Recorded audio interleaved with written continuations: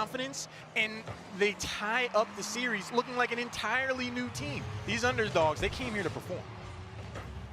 And so in game number 3 for Northeastern, you just want to see them get those shots on target for those offensive opportunities that they had, because they did have them in game 2. It's just a matter of accuracy. And Doni off the back pass, not the best touch from Vlaams, almost an own goal for him, but mercurial bails him out. His teammates saved Vlaams there, as that was absolutely going to be an own goal. Now Eno's got a 1v1 opportunity here against Doni. Comes back out to mercurial. He's going to go for this one backwards. Not a bad touch as it forces 2 from UPenn and the demo. The follow-ups there from Vlaams, and Northeastern take advantage, and they put away the first goal. Yeah, that demo set up everything here, and it all goes back to that beautiful touch from mercurial. Forces a double commit out of Pennsylvania. The demo is just a cherry on top. Vlaams go ahead. You got the whole net to pick from. We've seen those touches going back the other way towards the goal before out of Northeastern, but we didn't see the demo to follow up after, and I think that's going to be a huge key to their offense. Maybe that confidence is now restored, and this team has a ton of history here at Ciara. Eno off the ceiling. Ball just got a little too far away from him on it. It's a boomer the other way. And Vlaams trying to take control himself, and it was a quick opportunity there to get the Huskies back in the orange half. And that's what you want to see from Northeastern. You don't want to let Pennsylvania get that sustained pressure that they had in game number 2. And you really want to try to make them sweat on defense like you did in game number 1. How about Gren again? He has been a steel wall, unbreakable in net on the backboard. He has answered the call every step of the way, and Doni getting this one for Pennsylvania off of a hanging ball in front of the box. Yeah, great control here from Pyrite to keep this one up over the wall. Then Eno, a backflip, leaves the space for Doni to come through and put the shot on target. You could see Vlaams, he recognized his teammates, makes the mistake, but he can't get back in time, and Pennsylvania is able to tie it up. The UPenn we're seeing now is the level of performance that they wanted to show here. You could tell in their comms and just how they communicated there. Pyrite setting up the play off the wall. Hey guys, come here and get it. Bump, set, spike. Pennsylvania, they're playing on all cylinders. Oh, and a great challenge from Doni. Set this one up for Pyrite, but a great challenge by Vlaams on the back end will at least send it the other way. Off the ceiling, Eno has it for now.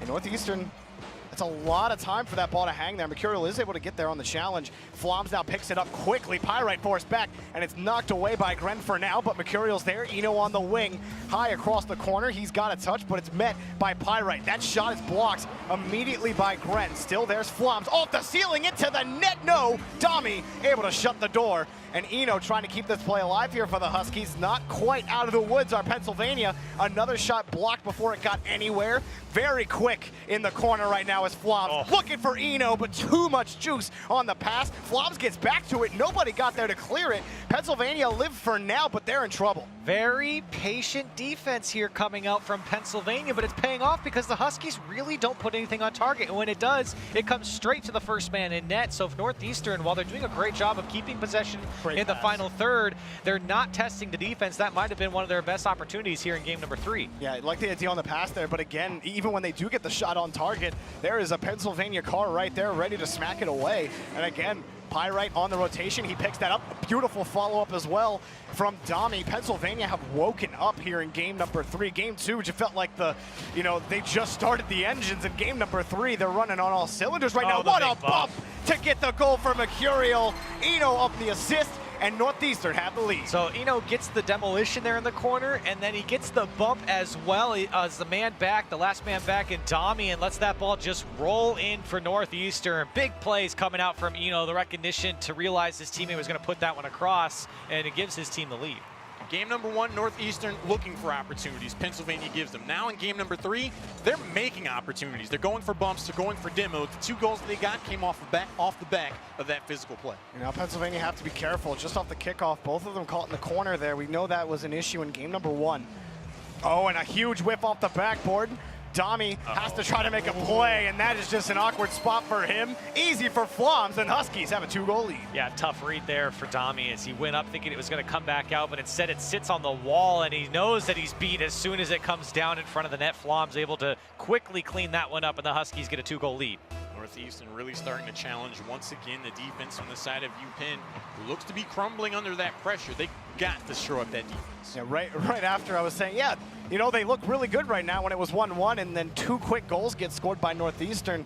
Just shows you how quickly things can break down for a team in Rocket League, it's such a fast game where the momentum shifts just so unpredictably in one team's favor. And the Huskies, they found that first opportunity to give them the lead, and then they never gave it back with a minute left. It just allows you to calm down if you're the Huskies. And all right, you know, we're up by 2 now. We can just play the game we've been playing for the last 2 games and really just be solid on our rotations. Let Vlaams do that the roaming kind of play that he's done and make those sorts of challenges. And they've been successful like that.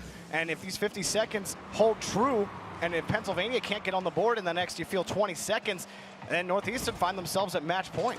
Yeah, and for Northeastern, at this point, if you're not going to score, keeping the possession in the offensive third is a great place to start, and that's exactly what they've really been doing for all of their games. It just comes down to the accuracy for them, but now their game plan really works as Eno and Mercurial link up there in the box, and Northeastern extend their lead to 3. Yeah, Eno kicks all of this off. Gren's in a tough spot. He has to get this out to the side wall, or at least get his front bumper in front of that ball. Instead, it hits the top of his car, which just flubs the ball to the side, which makes it real easy for Eno to give that out to Mercurial. Northeastern definitely seem to have cracked the proverbial puzzle on being able to find offensive goals again. Mercurial's looking for the 5th.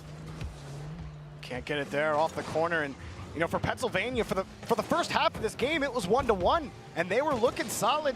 Northeastern just took control in these passes in the offensive third. Corelli, you mentioned it. It continues here in the waning seconds of game 3. Northeastern, when they're looking like this, they're as tough as any team in the East to beat, and they showed you right here, right now in game number 3. Well, for Pennsylvania, it's a byproduct of having so much pressure in your own half. Northeastern just slowly whittling away at the defense, and give Pennsylvania credit, very patient there in the first probably 3 minutes or so of this game, where it felt like they didn't actually feel too much pressure because Northeastern wasn't really putting shots on